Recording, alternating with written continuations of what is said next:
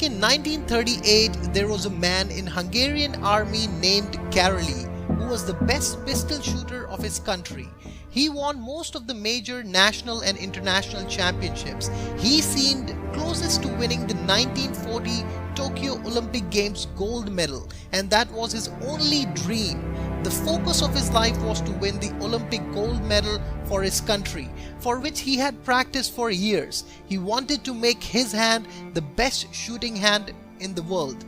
But all the dreams turned to dust one day. In 1938, in an army training camp, in an unfortunate accident, one hand grenade exploded in Karoly's right hand, his shooting hand.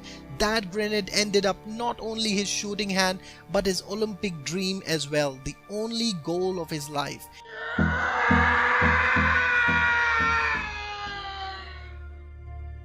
He had two ways. He would have chosen to knee down to life and cry for the rest of his life, or he would have focused back on his dream with a small light of hope. After 1 year in 1939, Karoly went to a national shooting championship in his country. His colleagues were delighted to see him and complimented him on his courage to come up at the championship to cheer for them. But Karoly answered that he's not there to cheer them, but to compete them. He was there to compete them with his only hand. He had practiced for a complete 1 year with his left hand to become the best shooter again, and he won that championship. He focused on what he had, not on what he has lost. But he didn't stop there. His focus was to become the best shooting hand of the world and to win the Olympic gold medal.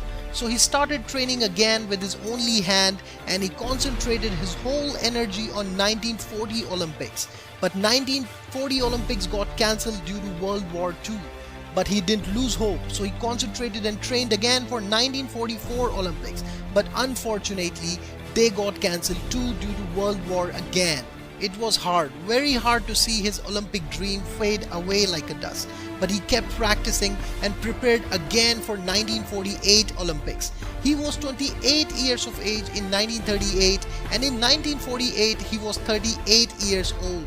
It was hard to compete with the new players with the new energies, but that didn't stop him. He went there. Best shooters from all over the world were competing with their best hand. He was the only one competing with his only hand, and the man with the only hand won. But he didn't stop there. In 1952 Olympics, he won the gold again and changed the history of Olympics. If you are determined, nothing can stop you to reach your goal.